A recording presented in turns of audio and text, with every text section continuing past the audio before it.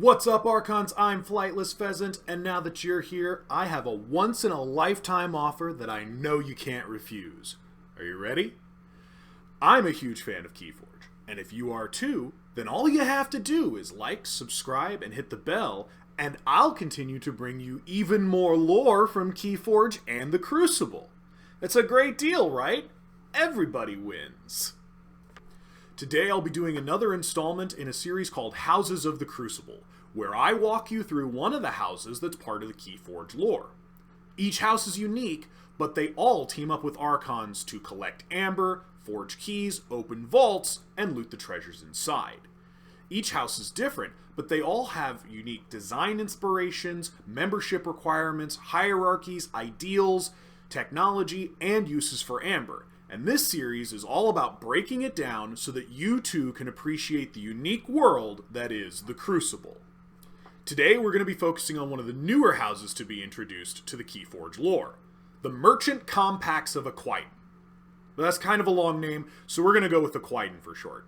Also, I apologize in advance, the names in this house are borderline unpronounceable, so I'm going to do my best, but if I flub up a few times or somebody looks it up and I'm wrong, hey, it happens.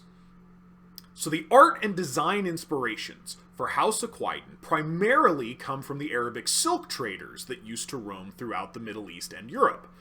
You can see that many of the characters in House Ekwidon are shown with silks or gems or other rare materials like spices in their caravans and stalls.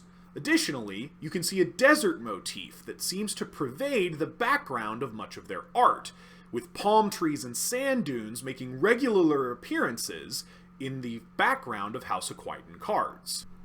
Mechanically, House Ekwidon usually will give your opponent some benefit in exchange for a bigger benefit for yourself.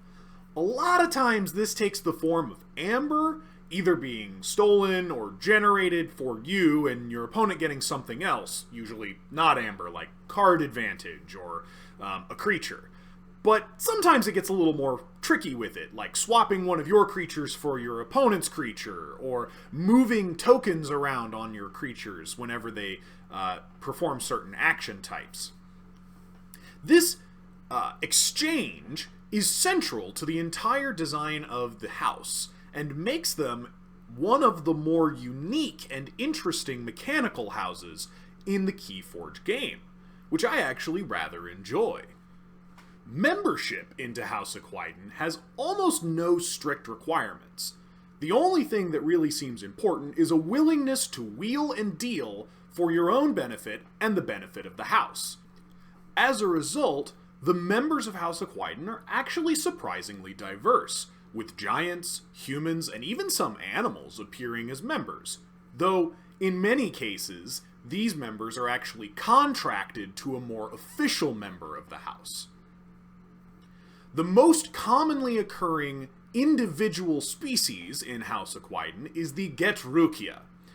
These creatures have 4 arms, 2 legs, a tail, 3 eyes, an exoskeleton, and a large carapace fan that comes across the back of their heads. So they're pretty unique. I especially like the 4-arm thing. They have a large arm, the disagreement arm. They have a normal-sized arm, the expressive arm. They have a smaller arm, the counting arm. And they have a cup-like little hand that is the weighing arm. They also have the very thick tail that is frequently used as a third leg to supplement their rather small and spindly normal legs. The Getrukia have this sort of asymmetry that I think makes them the perfect people to embody House Ekwidon, which is all about this asymmetrical exchange, where everything is fluid and a back and forth leading towards the ultimate art of a deal.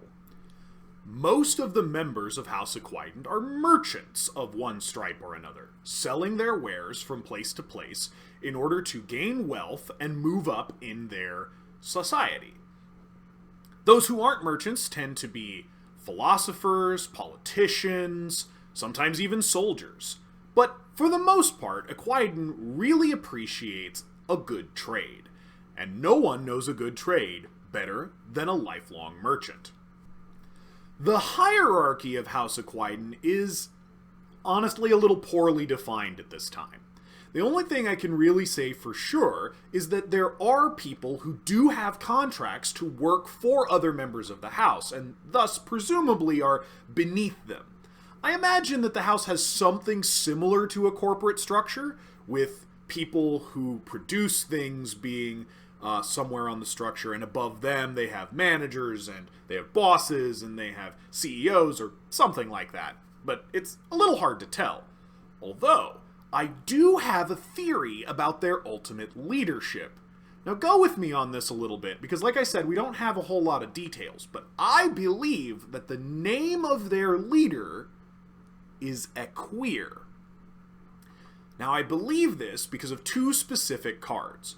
First, Diplomat of Ekwir, and second, Ekwir's Fulcrum. Both of these cards use Ekwir like it's a proper noun, and both seem to convey some amount of respect for whatever the individual Ekwir is.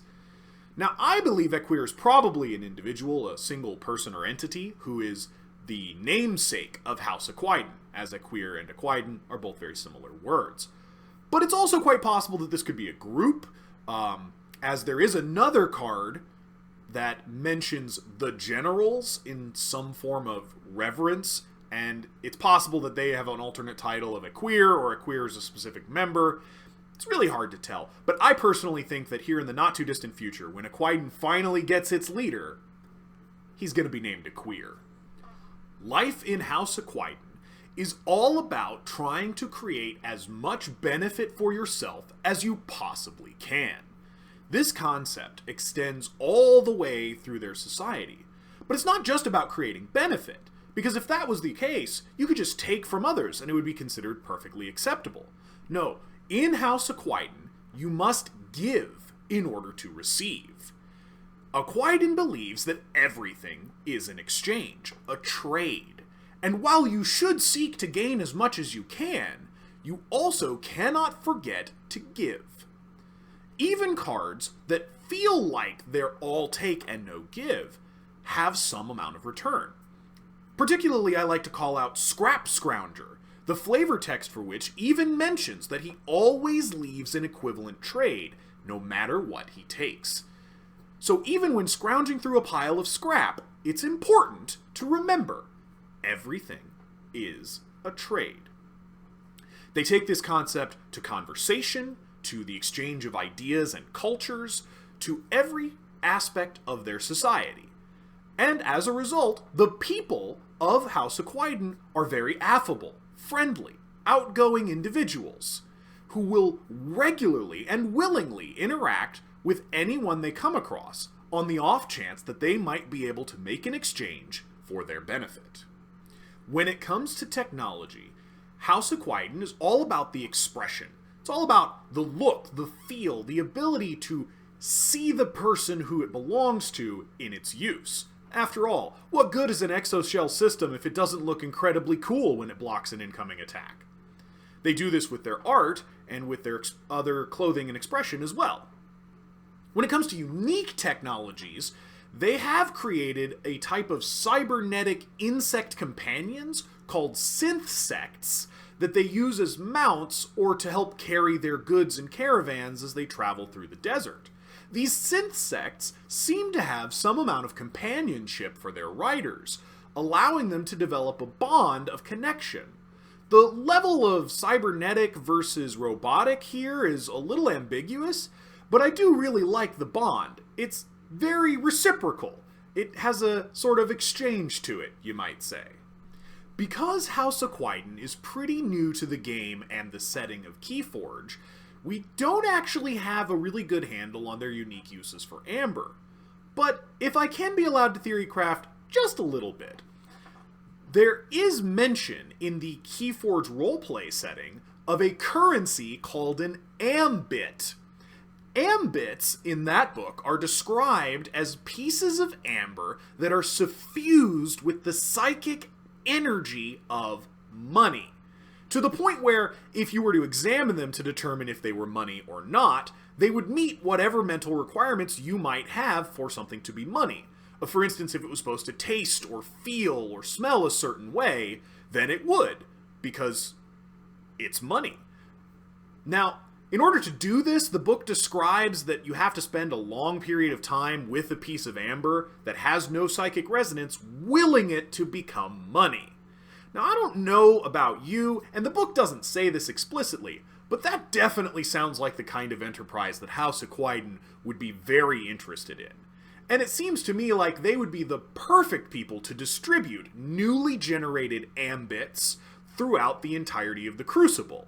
So I'm going to go with that they're responsible for the creation of the ambit as their unique contribution to the uses for amber.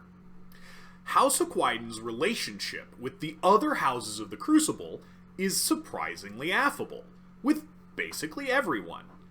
In fact, they have good relationships with houses that most others don't.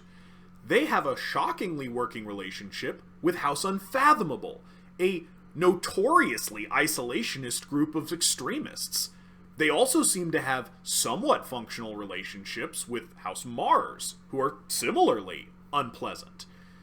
House Ekwidon really doesn't seem to hold any kind of grudge or have any specific problem with any other group. They get along with Brobnar, they get along with Star Alliance, they get along with, well, everyone.